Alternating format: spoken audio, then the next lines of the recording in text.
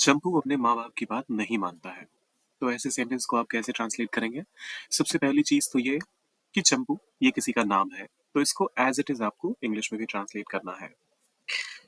चंपू, ये ध्यान रखिएगा हमेशा कि एक ऐसा वर्ड जो किसी चीज़ का या किसी इंसान का नाम हो, अगर आपको वो वर्ड लिखना हो तो हमेशा उसका पहला लेटर कैपिटल रखिए।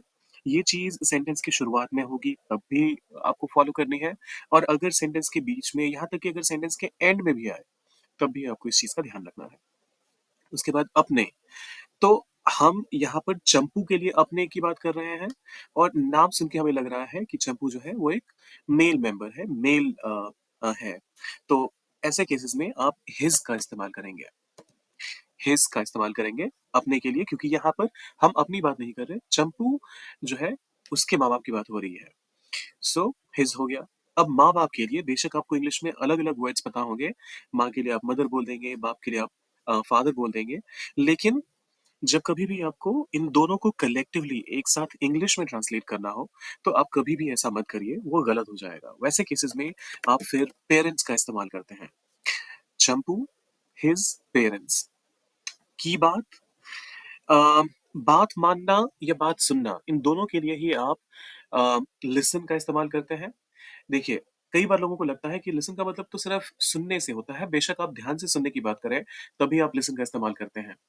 लेकिन ऐसा नहीं है। अगर आपको कोई ऐसा इंसान इंस्ट्रक्शन दे रहा है, जो उस पोज़ीशन पर है, जो ऐसे लेवल पर है, अब किसी भी इंसान के लिए उसके माँ-बाप जो इंस्ट्रक्शंस दे रहे होंगे, वो अपने एक्सपीरियंस के तौर पर दे रहे होंगे, और ऐसे केसेज़ में आप लिसन वर्ड को सिर्फ सुनने से नहीं, किसी की कही हुई बात को मानने से भी कह सकते हैं। तो लिसन, ठीक है, नहीं मानता है। तो सबसे पहले तो इसका एक पॉज़िटिव फॉर्म बना लेते हैं। चंपू क्या करता है? चंपू अपने माँ-बाप की बात मानता है। अगर हमें सेंटेंस ये करना हो, तो हम कहेंगे चंपू, और उसके बाद इमीडिएटली बाद हमारा वर्ब होना चाहिए। सेंटेंस का एंड हो रहा है ता है, ते है, ती है से, और इसके अलावा भी आप जानते हैं कि जब कभी भी किसी के बिहेवियर की बात होती है, कोई एक पैटर्न की बात होती है, तो उस केस में आप हमेशा ही सिंगुलर सब्जेक्ट के साथ सिंगुलर वर्ब और प्लूरल सब्जेक्ट के साथ प्लूरल वर्ब डायरेक्टली लगा दीजिए प्रेजेंट फॉर्म में, और बस हो गया काम आपका। तो सिंगुलर है चंपू, एक इंसान की बात है, तो लिसन ना लिखकर हम लिखेंगे लिसन्स। चंपू लिसन्स हिज पेरेंट्स। देखिए, लिसन कभी भी अकेला नहीं आता है। जिस किसी की भी बात सुनने की बात होती है, तो आप उसके ठीक पहले टू का भी इस्तेमाल करते हैं। सो चंपू लिसन्स टू हिज पेरेंट्स का मतलब हो गया चंपू अपने माँ-बाप की बात सुनता है। अब इसमें जब कभी भी आपको नॉट या फिर नेगेटिव सेंस में कन्वर्ट करना हो ऐसे सेंटेंस को, तो यहाँ पर आपको देखना है कि क्या कोई हेल्पिंग वर्ब आ रहा है क्या? सब्जेक्ट के बाद हमारे पास कोई हेल्पिंग वर्ब नहीं है, सीधा ही मेन वर्ब आ रहा है। तो ऐसे केसेस में आप डू, डिड या फिर डज़ का इस्तेमाल करते हैं।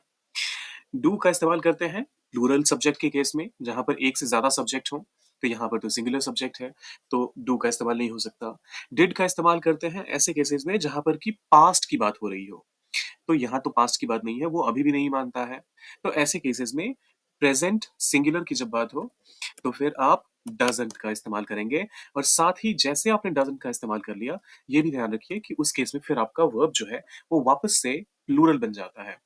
एक तरह से इसको देखें तो यूँ समझिए कि लिसन का जो एस है, वो यहाँ चला गया, और वो डज़ बन गया, और नहीं का ट्रांसलेशन हमने नहीं करा। तो कुछ इस तरीके से आप अपने रेफ़रेंस के लिए याद रख सकते हैं। Champu doesn't listen to his parents. Champu doesn't listen to his parents, मतलब कि चंपू अपने माँ-बाप की बात नहीं मानता है।